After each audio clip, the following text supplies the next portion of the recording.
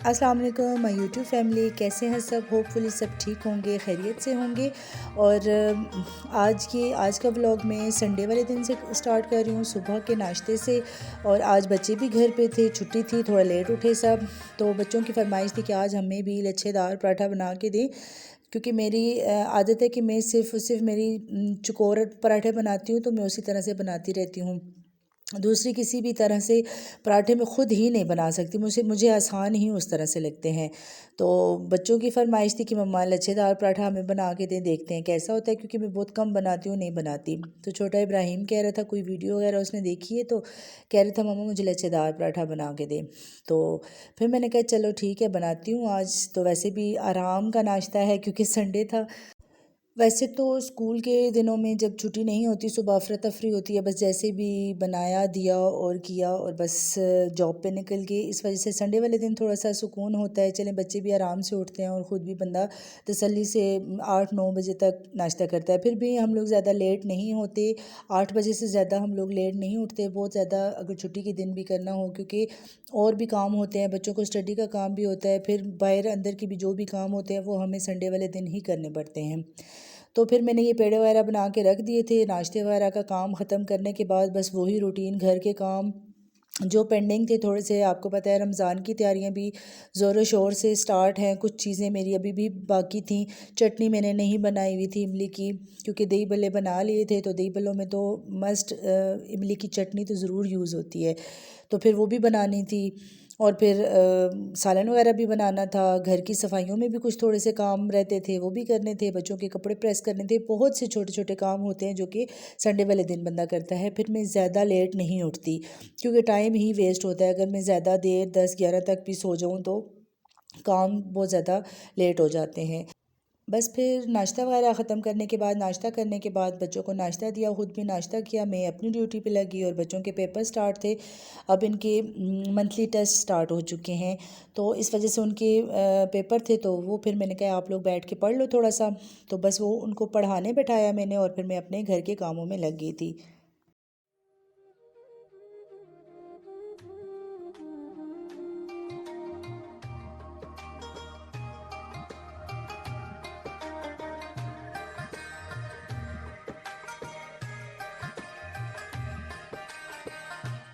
उसके बाद जी नाश्ता ख़त्म करने के बाद सबसे पहले फिर मैंने इमली लाई हुई थी, वो मैंने भिगो के रखती थी, क्योंकि थोड़ा टाइम इसको भिगोना पड़ता है, ज़रा से ये नरम हो जाती है और अच्छी तरह से गुठलियों से सारी इमली निकल आती है। इसको फिर मैंने 1 गिलास पानी डाल के अच्छी तरह से भिगो के रख दिया था। और उसके बाद फिर मैंने दिन के लिए सालन की तैयारी करने लग गई थी, क्योंकि आज संडे था, तो दिन को भी फिर बच्चों ने रिलैक्स होकर खाना खाना था। वैसे तो स्कूल से आते हैं, जो भी उनको मिलता वो खा लेते, तंग नहीं करते थे। तो आज संडे था, तो बस मैंने कहा चले, चिकन मेरा फ्रिज में पड़ा हुआ था तो वही मैंने निकाल लिया था। और इसकी मैंने आज कढ़ाई बनानी है, चिकन कढ़ाई में बना रही थी। सबसे पहले फिर मैंने ऑयल गरम कर लिया अच्छे से, थोड़ा सा क्वांटिटी में ऑयल इसमें ज़्यादा डलता है, हल्का सा ही। अगर अब आप ज़्यादा ऑयल नहीं खाते तो इसको जिस वक्त हम फ्राई कर लेंगे तो आप बीच में से ऑयल इसके निकाल भी सकते हैं।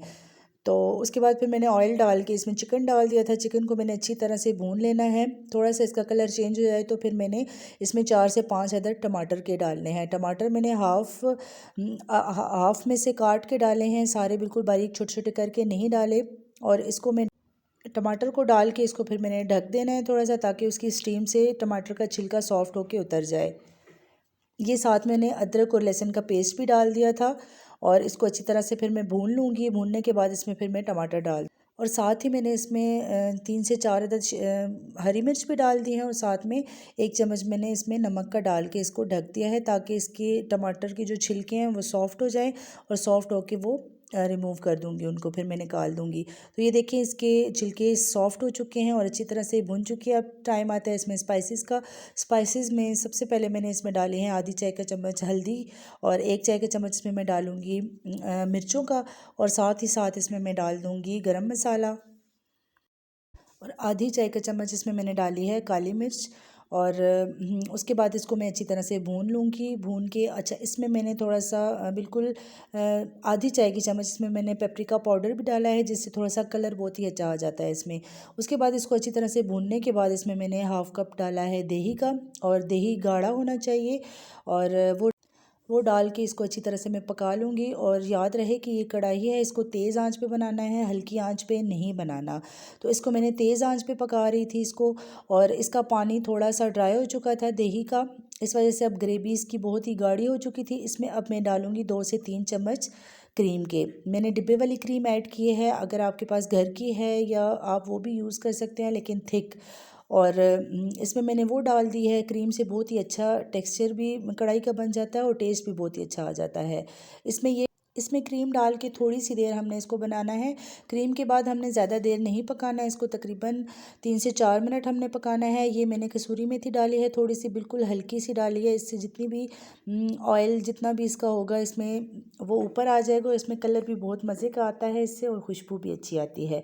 तो बस ये डाल के भून के और इसको दम पे रख देंगे हम, बंद कर देंगे चूल्हा, क्योंकि हमारी कढ़ाई बिल्कुल रेडी है और गोश्त भी गल चुका है। देखिए मेथी डालते ही साइड से ऑयल छोड़ना शुरू कर दिया है कढ़ाई ने, और ऑयल ऊपर आ गया है।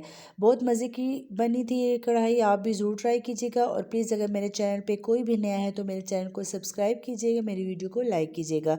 तो जी हमारी कढ़ाई तैयार है। अब मैंने इसका चूल्हा बंद कर दिया है। अब इसके ऊपर फिर मैंने गार्निशिंग के लिए धनिया डाल दी है।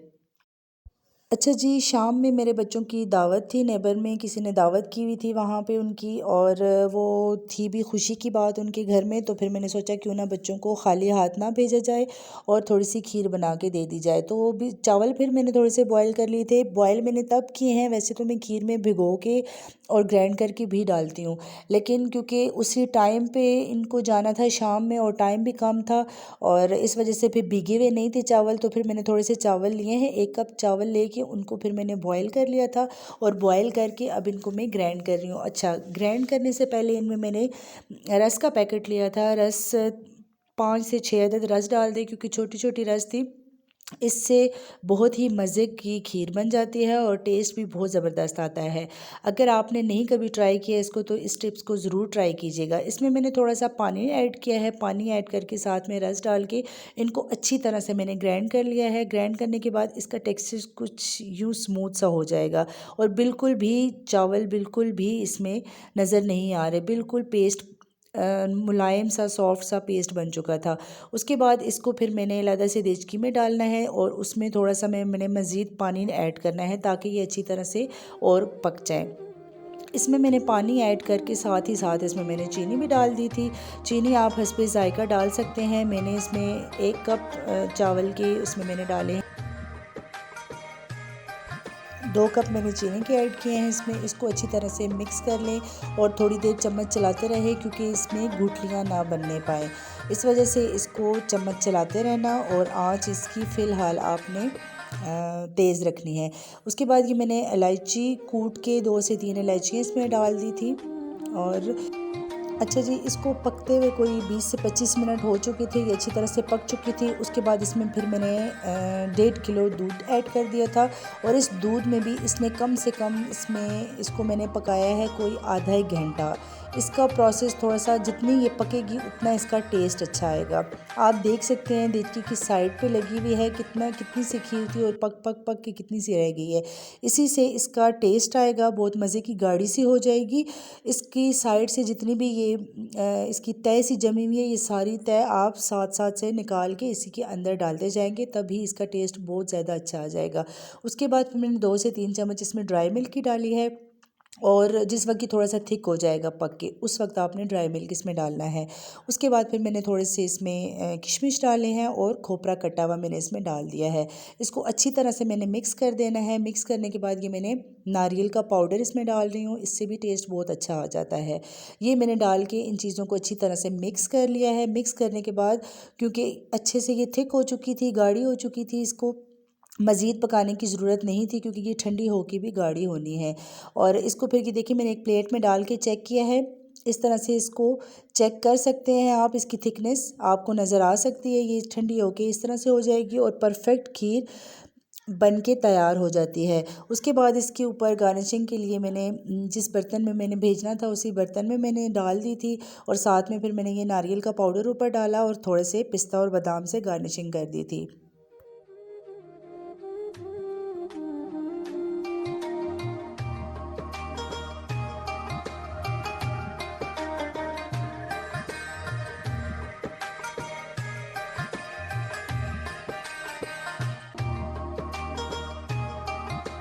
तो जी फिर उसके बाद जी खीर का काम भी ख़त्म हो चुका था। फिर मैंने जो इमली सुबह भिगो के रखी थी उसमें से मैंने सारा पल्प निकाल के गुठलियाँ अलग कर दी थी, और उसका जितना भी उसका गूदा सा था वो अलग से मैंने कर दिया था, और उसका जो मैंने पानी निकाला था वो अलग कर दिया था। उसको मैंने देचकी में रख दिया था गर्म होने के लिए, और उसमें फिर मैंने डाले हैं 2 से 3 चम्मच गुड़ के। ये गुड़ मैंने कद्दूकश करके रखा हुआ है, क्योंकि मैं अक्सर शरबत में यूज़ कर लेती हूँ इसको या किसी चीज़ में, तो वो फिर तोड़ना नहीं पड़ता। इसको आप इजीली कद्दूकश करके जहाँ पे भी अगर आपके पास गुड़ होता है किसी चीज़ में डालें तो आप कद्दूकश करें तो ये बहुत ईज़िली कद्दूकश हो जाता है। इसमें फिर मैंने वो डाल दिया था, 1 चम्मच इसमें मैंने ज़ीरे की डाली है, थोड़ा सा इसमें मैंने डाला है काला नमक, और थोड़ी सी इसमें मैंने दड़ा मिर्च डाली है, तकरीबन आधी चाय का चम्मच दड़ा मिर्च थी। इन चीज़ों को डाल के और इसको अच्छी तरह से पकने के लिए मैंने चूल्हे पे रख दिया था। तकरीबन इस चटनी को आधा घंटा हो चुका था, हल्की आंच पे ये पक चुकी थी। अब ये चटनी रेडी हो चुकी है। ठंडे होने पे इसमें मैंने डाला है 1 चम्मच सिरके का, क्योंकि इससे चटनी का जायका बिल्कुल भी नहीं ख़राब होगा, क्योंकि मैंने ऊपर फ्रीज़र में इसको नहीं रखना, इसको मैंने नीचे फ्रिज में ही रखना है, और इस वजह से ये बिल्कुल भी ख़राब नहीं होगी और इसका टेस्ट ख़राब नहीं होगा। तो अब इसमें मैंने सिरका ऐड करके इसको मिक्स करके एक शीशे के जार में भर के रख देना है। ये इंशाल्लाह ताला मेरा पूरा 15 से 20 दिन आराम से इससे गुजर जाएंगे।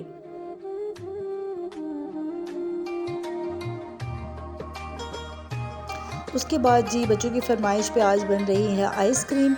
आइसक्रीम के लिए भी मेरे पास चीज़ें घर में ही मौजूद थी। ये व्हिपिंग क्रीम थी, ये केक के लिए मैं ला के रखती हूँ फ्रिज में। तो ये क्रीम पड़ी हुई थी, और साथ में स्ट्रॉबेरी है। आपको पता है आजकल सीज़न है, बहुत अच्छी आई हुई है स्ट्रॉबेरीज़, तो मैंने सोचा क्यों ना बच्चों को आइसक्रीम बना के दे दी जाए। तो बस ये व्हिपिंग क्रीम है, 1 कप मैंने व्हिपिंग क्रीम ली है इसकी, और इसको फिर मैं अच्छी तरह से व्हिप कर लूँगी ताकि ये अच्छी तरह से थिक हो जाए। तो जी व्हिपिंग क्रीम हमारी व्हिप हो चुकी थी, अच्छी तरह से गाढ़ी हो चुकी थी। फिर मैंने ये ली है स्ट्रॉबेरीज थोड़ी सी, और इनको फिर मैंने डाल दिया है एक जार में, क्योंकि इनको मैंने ब्लेंड करना है अच्छी तरह से, इनकी इसकी पेस्ट बना देनी है। इसमें मैंने कोई किसी किस्म का पानी ऐड नहीं किया, कुछ भी नहीं किया, जस्ट इसमें मैंने स्ट्रॉबेरीज़ और चीनी ऐड की है। चीनी इसी में मैं डाल के अच्छी तरह से पीस लूँगी, ताकि इसी के साथ ये अच्छी तरह से शुगर भी इन्हीं में मेल्ट हो जाएगी। तो इसको फिर मैं हैंड ब्लेंडर से ब्लेंड कर लूँगी अच्छी तरह से।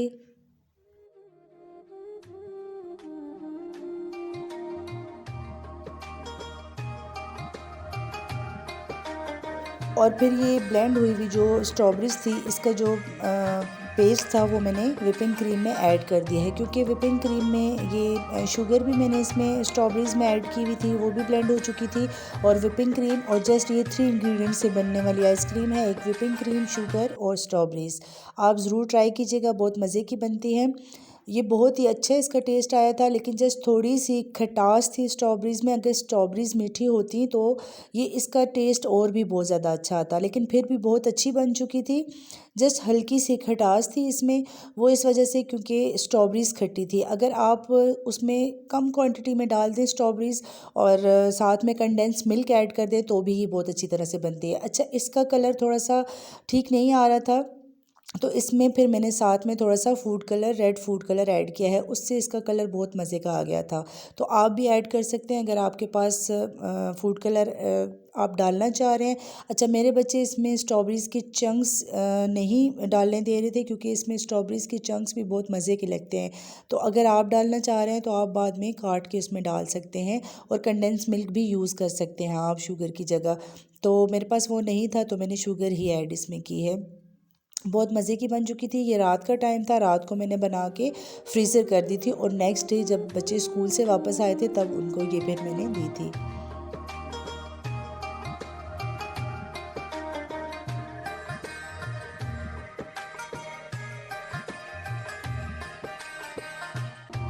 ये आपने एयरटाइट जार में डाल के रखनी है ताकि बिल्कुल भी इसमें बर्फ़ की क्रिस्टल ना जम सकें। इसलिए मेरे पास ये एक आइसक्रीम का बाउल ही खाली था, उसी में मैंने डाल के इसको फ्रीज़र में रख दिया था। अगर आप आइसक्रीम बनाते हैं तो आप भी इसी तरह से करें ताकि ओवरनाइट ये फ्रीज़र में रहे और बहुत अच्छे से सेट हो जाए। ओके जी, आज के दिन मैंने इनको दी थी आइसक्रीम क्योंकि मैंने वीडियो सारे क्लिप जो मैंने कल के संडे के बनाए हुए थे, और ये आज स्कूल से वापस आके बच्चों ने बोला कि हमें आइसक्रीम चाहिए मम्मा जो आपने रात में बनाई थी। तो फिर ये मैंने निकाली थी उसी वक्त, और ये आइसक्रीम स्कूप से मैं डाल रही हूँ। और बच्चों की फरमाइश थी कि आप मम्मा इसमें चॉकलेट चिप भी ऐड कर देती, क्योंकि चॉकलेट चिप उनको बहुत पसंद थे। तो जी फिर चॉकलेट चिप इसके अंदर तो फिर अच्छे नहीं लगते थे, लेकिन बच्चों की एक बात थी कि वो भी डाल दी क्योंकि उनको वो चीज़ पसंद थी। तो मैंने क्या किया, मैंने बाउल के ऊपर ही उनको चॉकलेट सिरप डाल के दे दिया था, थोड़े से खुश हो गए थे। और जी फिर उन्होंने ये आइसक्रीम खाई खाने के बाद, और कमेंट भी दे रही थी कि बहुत मज़े की बनी है मम्मा, जैसे बाहर से मिलती है वैसे ही बनी थी। बस हल्की सी इस आइसक्रीम में थोड़ी सी खटास थी, और वो भी स्ट्रॉबेरीज़ इसमें खट्टी थी। अगर स्ट्रॉबेरीज़ मीठी होती हैं तो बिल्कुल परफेक्ट इंग्रेडिएंट्स है, कोई मसला नहीं है, बहुत ज़बरदस्त बनी थी। आप भी ट्राई कीजिएगा।